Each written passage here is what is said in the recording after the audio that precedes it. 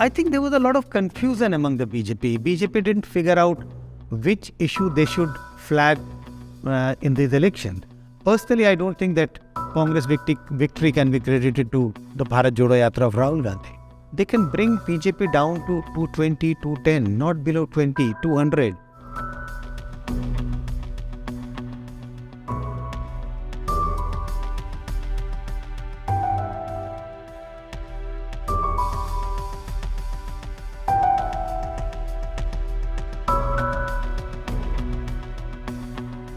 My first question to you, which I'm very curious to have your answer on, is what according to you worked for the Congress which gave them such a massive mandate? See, if a party registers such a massive victory, there would be several factors which would have worked in favor of party. But let me point out two important factors. One, Congress focused its campaign on the local issues, and the local leadership of the Congress actually took charge of the campaign. So local became very, very important for Congress. Congress, banking on local issues to contest election, did not allow the election to turn national. If the election would have turned national, which is to say, the big issues of national issues, I'm not saying big or small, national issues of say Ram Mandir, Hindutva, national pride, I think Congress would have been in a difficult situation. So local issues and local leadership, these two issues helped the Congress in registering the kind of victory they have been able to do in Karnataka. Do you think that is where the BJP lacked a little when it tried to focus equally on the national issues in the campaigns? I think there was a lot of confusion among the BJP. BJP didn't figure out which issue they should flag in this election. It was difficult for them to pick up the local issues because the local issues would mean talking about the performance of government, and there was very little they would have talked about the performance of the government in terms of whatever would have appealed to the voters of Karnataka. There was a lot of perception about corruption, CM being very weak. So they had very little choice to try and, put the election into a national perspective, which they failed to do. It is much easier for the BJP and the BJP leadership to make elections national, even if it is a local body elections or a state assembly election in the Hindi heartland state, because you could connect much easier with the national issues of national pride, Ram Mandir, Hindutva, and several other things.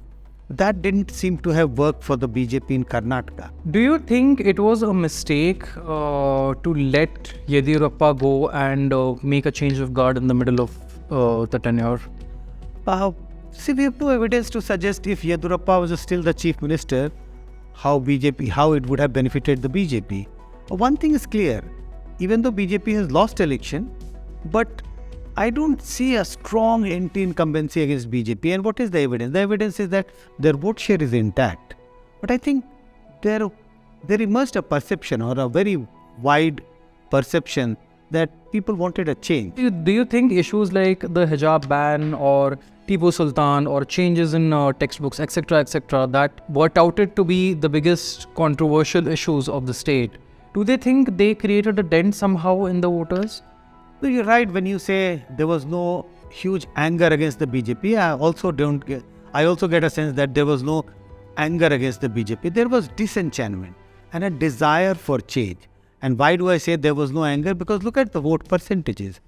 BJP got 36% vote in the 2018 assembly election. This election also they have got 36% vote. The vote support base remains the same. But I think the perception or a desire that even though this government has not done very badly in terms of governance, but this government is corrupt and the chief minister is not capable of running the government in the state in a good manner. Do you think the Congress was able to tap into the voters with the 40% Sarkara slogan?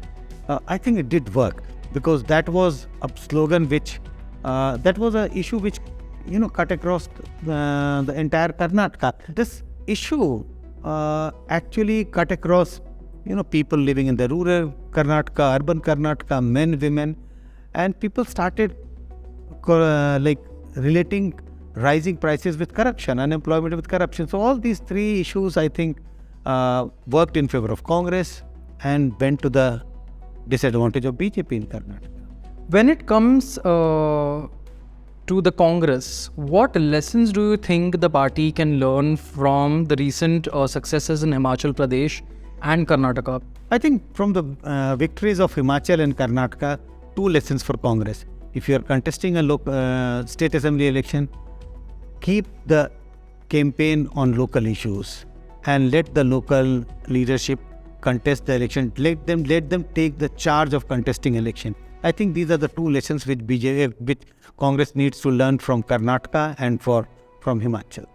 There was a sizable shift of Dalit voters to the Congress in Karnataka according to the surveys that are coming out. Is there a possible lesson or a solution that the Congress can find by tapping into these votes? Again, I would say look at the increase in vote percentages of Congress. So Congress managed to increase 5% vote. It's a sizable victory for Congress. And when a party registers such a convincing victory, it is obvious that sections of voters would have shifted in favor of Congress. Yes, there is a lot of talk about sizable shift in Dalit vote in favor of Congress. I don't see sizable shift. Earlier also, Congress used to get, say, 58-59% of the Dalit vote. This time it has increased by, say, few percentages point. So it's not that something new has happened with Congress in Karnataka. Congress always had a coalition kind of a rainbow coalition support in Karnataka, because Congress gets vote from almost all the communities in Karnataka. Considering the popularity of Prime Minister Narendra Modi, do you think letting the local leadership in states take over for opposition parties is a better choice for Lok Sabha and a better strategy?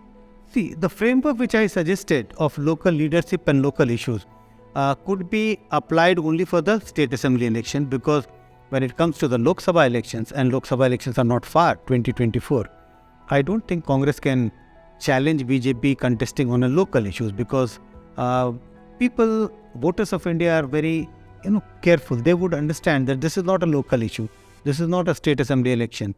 This is the election to elect the national government, and the national issues would be on the forefront. Now the big question is, how do you counter the narratives which have been built by, or the narratives which has been strongly thrown by the BJP among the voters of this country. So local issues possibly can work in the state assembly election. It can't work in the national election. Another strategy could also be the states where regional parties are strong.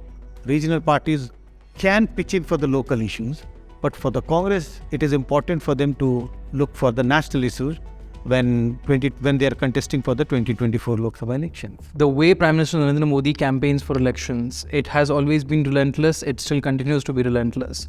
How long do you think the BJP can back upon his popularity? Because we've seen the way he campaigned in Karnataka as well. I think they have no choice at the moment. We are talking about the 2024 Lok Sabha elections, and 2024 Lok Sabha election, BJP has no choice but to bank on Prime Minister Modi's popularity. But I think slowly and gradually, looking at Prime Minister Modi's ability to mobilize votes, support in favor of BJP in the state assembly election, they should take a lesson that Prime Minister Modi's popularity alone cannot help BJP in winning state assembly election if the state government performance has not been up to mark.